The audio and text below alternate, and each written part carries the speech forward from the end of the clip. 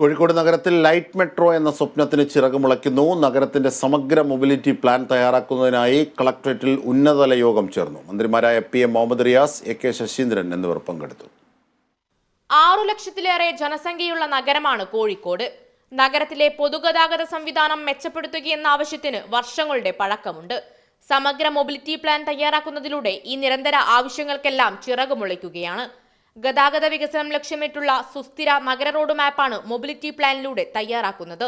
Light metro, bus സൗകര്യം, mobility ഹബ്ബുകൾ, cycle നടപ്പാത എന്നിവയെല്ലാം പദ്ധതിയിൽ ഉൾപ്പെടുന്നു. കരട് പദ്ധതിയിൽ മേലുള്ള അവസരങ്ങളും തടസ്സങ്ങളും ചർച്ച ചെയ്യുകയാണ് ഉന്നതതല യോഗത്തിന്റെ ലക്ഷ്യമെന്ന് പൊതുമരാമത്ത് മന്ത്രി PA മുഹമ്മദ് റിയാസ് പറഞ്ഞു. റോഡ് വികസനം ഒരു പ്രശ്നമാണ്.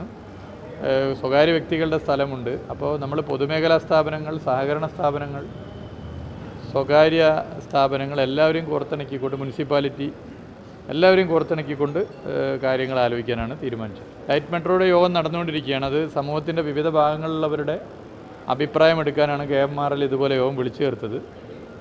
എല്ലാവരും ഇപ്പോൾ അഭിപ്രായം പറഞ്ഞുകൊണ്ടിരിക്കുകയാണ്. അഭിപ്രായം കേട്ട് അവർ മറ്റു കാര്യങ്ങൾ വിശദീകരിക്കും. കോഴിക്കോട് ബീച്ച് മുതൽ മെഡിക്കൽ കോളേജ് വരെ 8.1 കിലോമീറ്ററും വെസ്റ്റ് ഹിൽ മുതൽ രാമനാട്ടുകര വരെ 19 കിലോമീറ്ററുമായി ക്രമീകരിച്ച് ഒന്നാം ഘട്ട പദ്ധതി പൂർത്തീകരിക്കാനാണ് ലക്ഷ്യമിടുന്നത്. വെസ്റ്റ് ഹിൽ ടു രാമനാട്ടുകര, പിന്നെ ബീച്ച് ടു മെഡിക്കൽ കോളേജ്, ഈ രണ്ട് സ്ട്രെച്ച് നമുക്ക് phase 1 നമുക്കൊരു ട്രൈ ചെയ്യാനുണ്ട്. അതാണ് നമ്മുടെ target. West hill to Ramanattukara 19 kilometres വരും, beach to medical college 8.1 kilometres. Metro ലാഭകരമാക്കുന്നതിനപ്പുറം ജനങ്ങളുടെ സൗകര്യമാണ് പരിഗണിക്കുന്നതെന്നും കോഴിക്കോട് നഗരത്തിനായി സമഗ്ര മൊബിലിറ്റി പ്ലാൻ ഉണ്ടാകുമെന്നും മേയർ ബീന ഫിലിപ്പ് പറഞ്ഞു. ജനങ്ങളുടെ ഒരു സൗകര്യം ഒരുക്കലാണ് മെട്രോ എന്ന് പറയുന്നത്. അത് ലാഭകരമായ ഒന്നല്ല. ഭാവിയിൽ നമുക്ക് ഇലക്ട്രിക് വാഹനങ്ങളും ഇങ്ങനെയുള്ള കൂടുതൽ ആൾക്കാരെ കയറ്റാൻ പറ്റുന്ന മെട്രോ കൂടെ ഉപയോഗിക്കുമ്പോൾ കംഫർട്ടബിൾ ആയിട്ടുള്ള ഒരു ജേണി നമുക്കുണ്ടാവും. കൃത്യസമയത്ത് എത്താൻ കഴിയും എന്ന ഒരു സന്തോഷം നമുക്കുണ്ടാവും.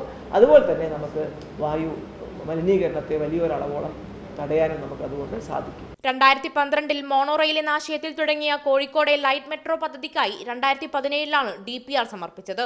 പിന്നീട് കാര്യമായ പുരോഗതി ഉണ്ടാവാതിരുന്ന പദ്ധതിക്കാണ് ഇപ്പോൾ ജീവൻ വയ്ക്കുന്നത്. Kochi metro managing director Loknath ബെഹ്റയും യോഗത്തിൽ പങ്കെടുത്തു. Kerala vision news, Kozhikode.